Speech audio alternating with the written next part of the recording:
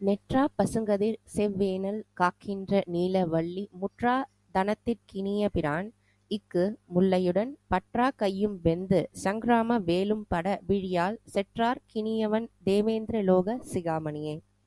இந்த பாடலின் பொருள்: முற்றாத பசுங்கதிர்கள் நிறைந்த சிவந்த திணை புனத்தை காக்கின்ற நீல வண்ணமுடைய வள்ளியின் இளங்கொங்கைக்கு இனியபிரான் கரும்பு வில் மற்றும் முல்லை மலர் ஆகிய அம்பு கூடும் வெந்து காதல் நோயை உண்டாக்கி போர் செய்வதில் வல்லவனாகிய மன்மதனும் சாம்பலாகும்படி நெற்றிக் கண்ணால் அழித்த சிவபிரானுக்கு இனியவனும் தேவேந்திர லோகத்திற்கு முடிமணி போன்றவரும் யாருன்னா முருகப்பெருமானே. இந்த பாட்டுல என்னங்க சொல்றாங்க? அதாவது முருகனோட வைஃப் வந்து வள்ளி இல்லைங்களா? இதுல வந்து நம்ம வந்து அப்படியே வந்து ராவா எடுத்துக்க கூடாது. இதுல வந்து என்னன்னா நிறைய வந்து இந்த சக்கராஸ்ன்னு சொல்றாங்க இல்லைங்களா?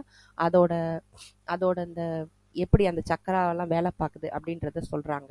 இதுல வந்து நம்ம வந்து நிறைய இன்டர் கோர்ஸோட இதெல்லாம் இருக்கு. ஆனா இதுல வந்து நீங்க பாத்தீங்கன்னா அவங்க சொல்ற ஒரு கரெக்டான விஷயம் என்னன்னு பாத்தீங்கன்னா, வள்ளின்றது வந்து ஒரு சக்தி, சரிங்களா? வள்ளி தெய்வானைன்றது வந்து என்னன்னு பாத்தீங்கன்னா முருகனுடைய இரு சக்திகள், சரிங்களா?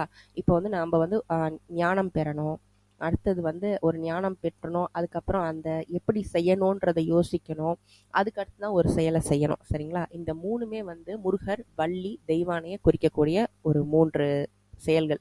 இப்போ வந்து இச்சாசக்தி, கிரியாசக்தி, ஞானசக்தி அப்படின்னு சொல்றாங்க இல்லைங்களா? இப்போ வந்து இச்சாசக்தி யாருன்னு பார்த்தீங்கன்னா நம்ம தெய்வானை, கிரியாசக்தி வந்து வள்ளி அம்மாள், அடுத்தது ஞானசக்தி வந்து முருகனுடைய வேல். இந்த 3 எங்க இருந்தாலும் நிச்சயமா அந்த இடத்துல வெற்றி தான் அப்படின்றதான் இந்த பாட்டுல சொல்ல வராங்க. மிக்க நன்றி.